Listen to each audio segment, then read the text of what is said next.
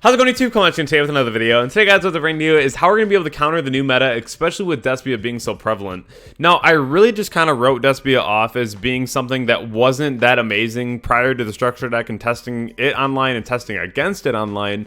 But now, after the structure deck dropped, I realized that there's a lot more interactions that the deck has. So we're going to be going over a multitude of ways to just go ahead and stop that deck today. Also, we're going to be talking about a lot of other different decks in the meta and how you can stop those as well that you may not realize. So after a lot of testing, though, I realized that the Despia deck, it's pretty mid. I don't think that it's like the craziest deck that I've ever seen. It has a good grind game for it, and it can do a lot of cool plays, but I really don't think that it's as hard as people make it out to be to beat. So we're going to be talking about that today, and I really do hope that this helps you, and if it does, definitely let me know down in the comments below. And if you're not already subscribed, definitely consider subscribing, because we're almost at 11,000 subscribers. I'm so excited to hit that number, because, you know, we're just one step closer to 20K, and we're hitting 20K by the end of the year.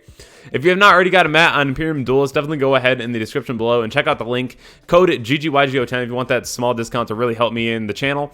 The mat itself is so beautiful, and I'm so happy that all the mats got sent out today for Wave 1. So if you do want to order one, definitely go ahead and do so. But I'm just really excited to be able to use this at the tournaments. And big shout out again to Midnight Dreams for creating this. You did such a phenomenal job.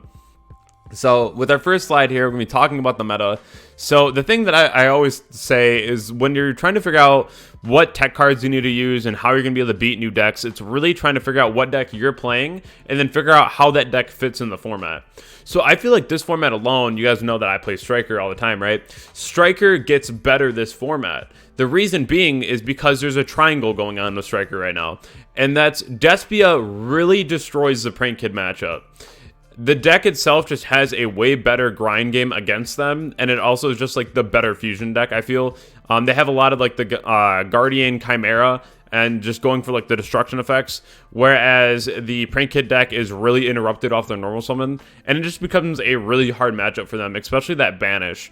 So that's really nice because I feel like with more Despia being prevalent, less people are going to be on Prank Kid. Even though Prank Kid really just kind of destroys Striker a lot of the time, Striker inherently will beat the Despia deck. So there's a nice little triangle going on right now. And with that saying, the Prank Kid deck is going to be lesser, I think, right now, and not a lot of people are going to be on it. They could play it, but I think that we're going to see it lesser in the format. We're going to see a lot of Despia, but I think, therefore, we also see a lot of Striker because it's just a better matchup for Striker, and I'll talk about why that is going forward. So the first thing that I want to talk about here, too, is that a lot of people are realizing the Super Poly is very mid. It's very, very mid. So, like, if you play against the Despia deck, there's a lot of people who are just going, like, Mirror Jade, send Albion, set Branded in red, and passing. And at that point, the Super Poly just feels very lackluster, and you're not even just, like, straight up killing them either, because if you Super Poly their Mirror Jade, and they have Branded in red set, and they search the Ad Libitum, because they can do that once they activate Branded in red, they send Tragedy, they search Ad Libitum, right? And then they go Branded in red, and they can bring back the Mirror Jade. So Super Poly, it's not even that great against the matchup. Sometimes it's just really dead in your hand. It eats up extra deck space. It'll see some play, but I think that it's falling out of popularity even more because people realize there's just better cards to play to be able to out the board right now. And especially when they're just going like Mirror Jade pass, there's not a whole lot that you really have to be worried about here. So that's one thing too that I think you should kind of keep in the back of your mind is that like Super Poly is really cool and it's a great card, but I really don't think that we'll see a lot of play of it moving forward. Again, it just feels like it's more dead in your hand than not right now, especially. Moving off that though, one thing that a lot of people are debating on right now still, I've seen people cutting it lower or putting it higher. Token Collector right now is a mandatory 3 of. The card itself, it's so broken because you have the ability to turn off the Brave Engine. You have the ability to actually beat the Cyberse Eldlich matchup, which is very real right now. You have just so many ways to shut down like the Auroradon combo, and even if it's a deck like Prank Kid that just has like the Brave Engine, they still use like pranks to try to extend into another Bow Wow. So like it's really important to have this card. I can't stress that enough because a lot of times too, people will see like the later game like right, even if they don't need the rest of the stuff, and they'll use the right and they'll try to go into like their Anaconda off like a Link Sweater, right? And this card alone is really important to have in because it's just such a good recursion. I just highly recommend this at a mandatory 3 of in everyone's sideboard. Just a very, very strong card. So there's something that I want to clear up, because this is something that has been in a big debate for a while now. So I just want to make sure that everyone's on the same page. Big shout outs to the Judges Lounge. If you want to go over and find the post, definitely go over there and do so. But these were some answers that I got from the question of what happens when you have Guardian Chimera summoned and you have Mourner in your hand. So if you're playing, like, your turn player, and they summon Chimera off branded in red, and you have Mourner in your hand, if it's player A's turn and he has Mourner, player B's turn, or player B summons Chimera, player A has priority to activate Mourner's effect since he is a turn player. The opponent can chain Chimera's effect, resolving successfully. So what that means is if they summon Chimera on your turn and you have Mourner, you cannot Mourner the Chimera, because it would just be mandatory Chainlink 1 as a trigger. So you have to use it as Chainlink 1, and then the Chimera will always be Chainlink 2. It's a trigger effect on the turn player side. So if they summon Chimera on their turn for whatever reason, they are now turn player, and then you can go Chainlink 2 Mourner. This has been a huge debate. The reason being that it has been such a big debate is because in the OCG, it works very differently. So even if it's turn player A's turn, right? Player B has priority to activate the Chimera since it's in a public location, which is the field. Then player A would be able to use Mourner to negate Chimera.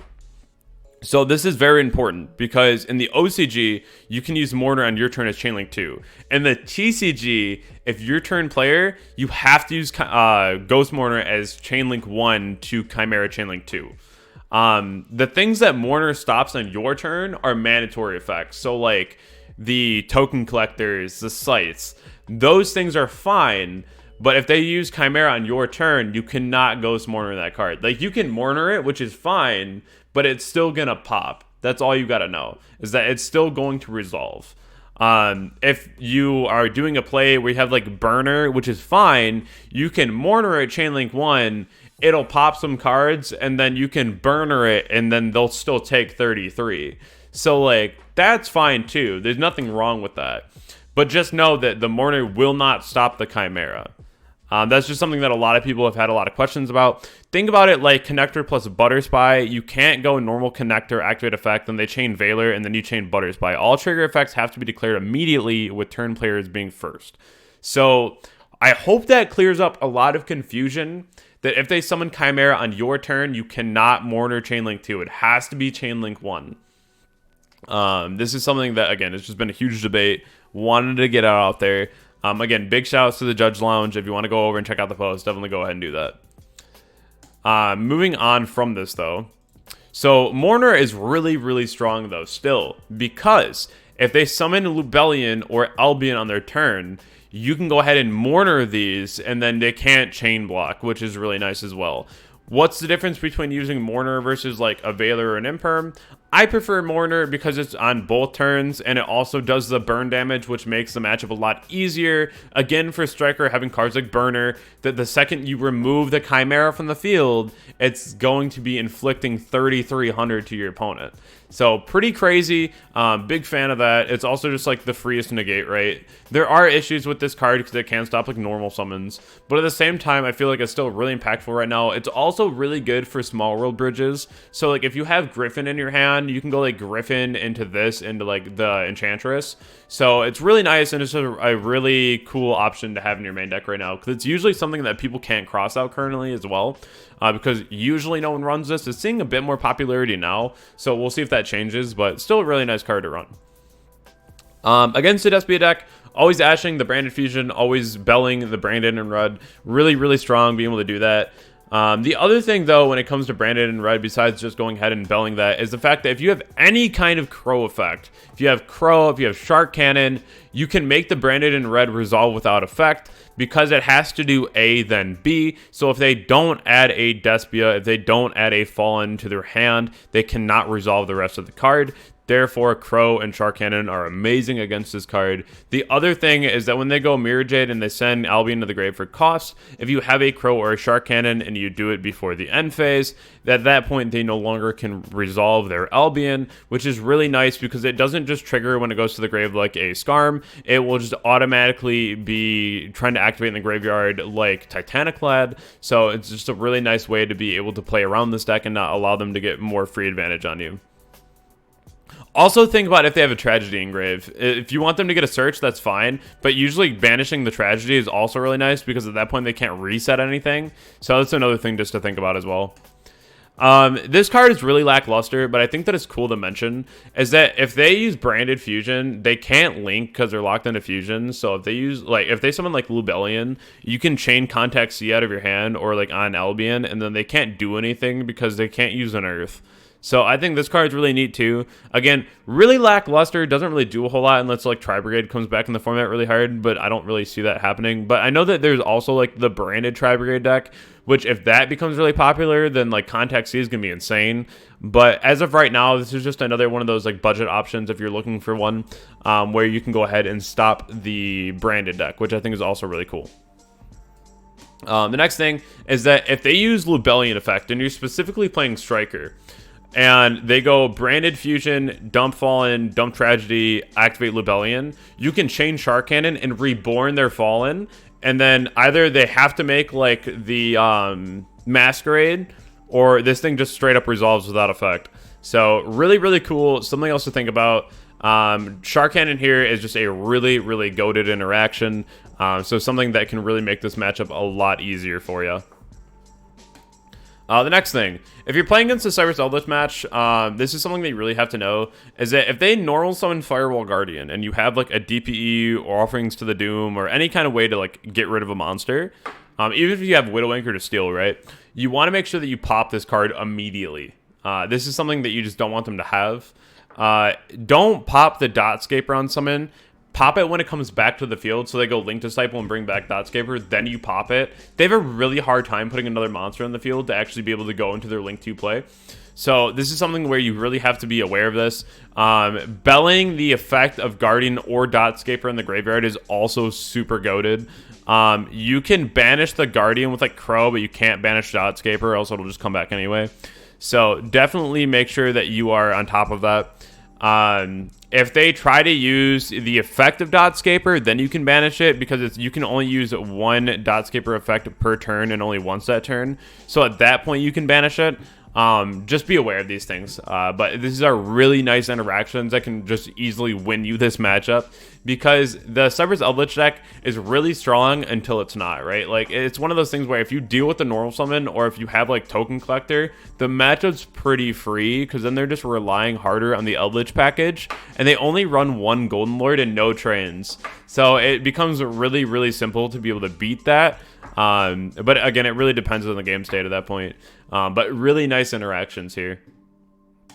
The other thing, please don't like Veiler or Imperm on Souls. If you ever see like the Brave Souls DPE decks, this is always a bait. Like if you have full control of the game and you really don't want them to get draws, then like sure.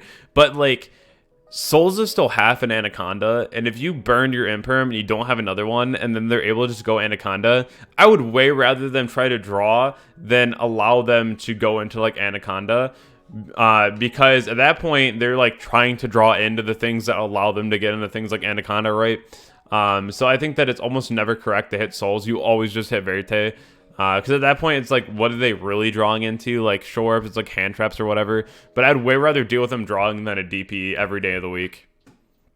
So I do hope that these videos do help you because there's so many different lines of thought out there in the game. And there's so many different things going on and ways that the meta shifts that I just really love being the one be able to be on here and tell you, you know, what's going on, how to keep you updated, and to really get you ahead of the game before we're even at the bigger events, right? So if you want to join my Discord, definitely go ahead and do that. Follow my Twitch, follow my Twitter. If you want a coaching session on Metafy, definitely go ahead and let me know in Discord, or you can go ahead and schedule one right on the website, also in the description below. So I do appreciate each and every one of you. You really make everything worth it on here. I just love doing YouTube, honestly. It's a great time. So I hope that everyone has a wonderful night, and I'll catch you all in the next video. Thank you.